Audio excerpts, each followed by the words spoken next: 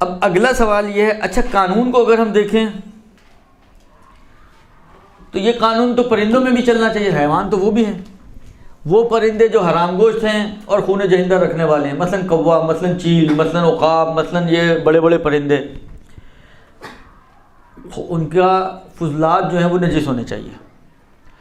اور وہ پرندے کہ جن کے اندر ایک شرط ہے، خون جہندہ تو ہے مگر حرام گوشت نہیں ہے، حلال گوشت ہے، جیسے کبوتر ہے، جیسے چڑیا ہے، جیسے آغا سیستانی کے حساب سے مثلا مور ہے، درست، ان کا پاک ہونا چاہیے۔ قاعدے کا تقاضا تو یہ ہے کہ پرندوں میں بھی یہ تفصیل آنی چاہیے، لیکن کچھ روایات ہیں جن کی وجہ سے نہ آغا خوئی نے یہ بات مانی، نہ یہ مانتے تھے، وہ نہ مانتے تھے، نہ یہ مانتے ہیں کہ یعنی بطور عمومی فرماتے ہیں کہ پرندوں کے فضلات پاک ہیں، سب کی جو یہ بیٹ وغیرہ یا جو بھی آپ اس کو بولتے ہیں، آپ کی اردو پتہ نہیں، میری اردو اتنی اچھی نہیں ہے، وہ جو بھی ہے بالآخر نام اس کا جو بھی آپ بھلا سا رکھ دیں، تو وہ جو ہے تمام پرندوں کے، چاہے وہ حلال گوشت ہو، چاہے آپ جا رہی تھیں اوپر سے کوا جا رہا تھا،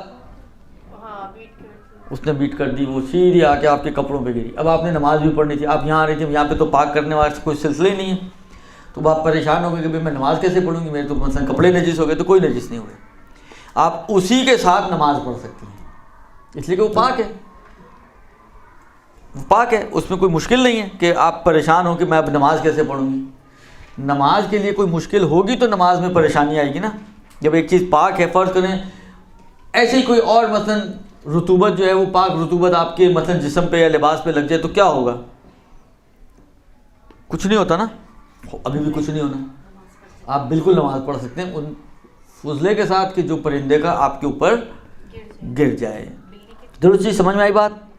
بس حیوانات کا فارمولہ تقریباً ایک چھوٹے سے حصے میں آغا سیستانی نے احتیاط لگائی ہے،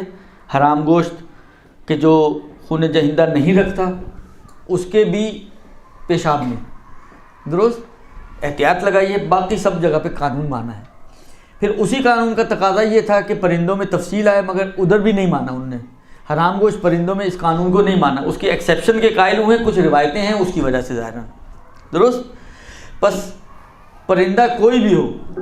حلال گوشت ہو، حرام گوشت ہو، چھوٹے چھوٹے ہوں، بڑے بڑے ہوں، خوبصورت سے ہوں،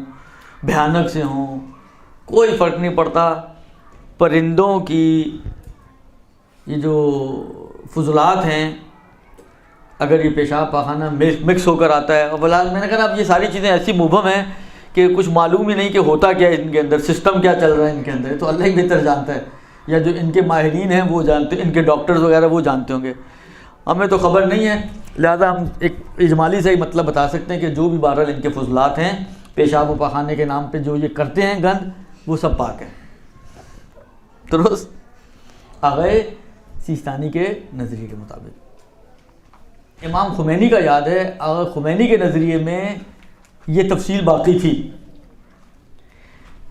اچھا اس کے کچھ فائدے ہیں اور کچھ بہرحال مشکلات بھی ہیں۔ آغا خمینی پرندوں میں بھی اسی تفصیل کے قائل ہیں جو اوپر بیان ہوئی ہے، لہذا اگر حرام گوشت اور خون جہندہ والے تو اس کے فضلات نجس ہیں ان کی نظر میں۔ اچھا آپ پر آ کر گر جائے اتنی مشکل نہیں ہوتی انسان کے لیے، درست، آپ جائیں گی مثلا فرض کریں کپڑے پہ گرا ہے، کپڑا اتار کے پاک کر لیں گی، ہاتھ پہ گر گیا ہاتھ دھو لیں گی، بالآخر اتنا بڑا آسمان نہیں ٹوٹتا۔ مشکل اس وقت آتی ہے کہ جب آپ گزر رہی ہوں کسی مسجد کے سامنے سے اور آپ نے دیکھا مسجد پر کسی کوے نے بیٹ کر دی اور آپ امام خمینی کی تقلید میں ہوں، آپ پر واجب ہے کہ آپ جائیں جا کے مسجد کو پاک کریں۔ تو شکر کریں آپ لوگ ان کی تقلید میں نہیں ہے، اچھی خاصی تعداد تو ماشاءاللہ سارے چہرے بچیوں کے ہیں جو آغا سیستانی ہی کی تقلید میں ہوں گے، لیکن آغا خمینی کا یہ نظریہ ضرور تھا کہ وہ کہتے تھے کہ یہ نجس ہے، لہذا سب سے بڑی مشکل ان کے نظریے کی جو تھی وہ یہی تھی کہ کہیں گزرتے گزرتے آپ کی نظر پڑ گئی کسی کوے کے اوپر جس نے بیٹ کی اور وہ بھی مسجد میں، سارے کام چھوڑ کے پہلے مسجد کو پاک کریں، اس کے بعد اپنے کاموں پر جائیں، یہ اس کا اثر ہے۔ تو یہ جناب علی آپ کا دوسرا سوال بھی ہو گیا کہ پرندوں کے حوالے سے جو ہے وہ پاک سمجھتے ہیں، اور اگر وہ آپ کے بدن یا لباس پر لگے ہوئے ہوں تو اس میں آپ کی نماز میں کوئی حرج نہیں ہے۔ درست جی. البتہ بہتر کا انہوں نے پرہیز کرنے اس کو بہتر ہے, لیکن وہ ہم لوگ واجبات پہ عمل بڑی مشکلوں سے کرتے ہیں, تو بہتر پہ کون عمل کرے گا؟ لہٰذا یہ ایک بہتر کا بینیفٹ یہ ہے کہ آپ اس کو پاک سمجھیں. برحمتك يا أرحم الراحمين وصلى الله على محمد وآله الطاهرين.